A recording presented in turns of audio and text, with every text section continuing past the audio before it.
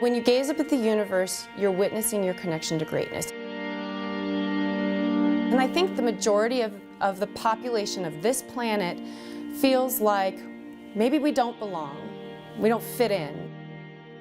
But when you start looking at pictures of space, you start realizing how important your place is here and how unique it is. What an amazing opportunity to not only just be here in this life, in this moment, on this planet, but to look far beyond our own galaxy and see this whole universe that it really does, it's a part of us all, and we're all a part of it.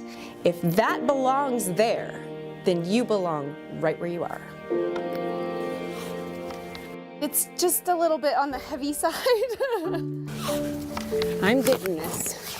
So this is my backyard in Colorado Springs. We do a lot of photography from here, a lot of testing if we get new equipment from here. There's a lot that goes into this, as you'll see. And all of this takes definitely some time and patience. My name is Kara Marcus. I am a deep space astrophotographer, I will say hobby enthusiast, and I live in Colorado Springs, Colorado. My brother had a telescope. He got his first one when he was in his 20s. And he comes over and he has a big 8-inch telescope and he had eyepieces. He aimed at Saturn. And I looked at it and I could see the rings just perfectly. It's one thing to see a picture that somebody else takes, but it's another thing to see it for yourself. So I think that was the seed. So this is my camera, and then this is my reducer flattener, and then I will unscrew this.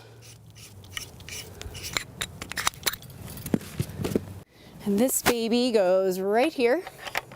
Astrophotography is a very unique field of photography. You can go out in the summer and set up a tripod and a camera and a wide-angle lens and do a long exposure and get to see the stars in the Milky Way and the core and some beautiful details of the sky. The biggest difference between that and deep space astrophotography is with deep space astrophotography, you're looking way closer in on a target. You're zooming in, you're honing in on one thing.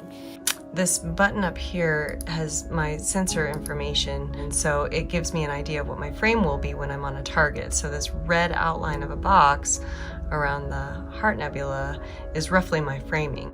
I like to stay on my targets as long as I can. I would say the longest I've shot Andromeda was 6 hours, maybe 7, from here. You take a series of long exposures and then you do some calibrated frames and you do a little bit of magic, and then you have softwares that will stack your images for you.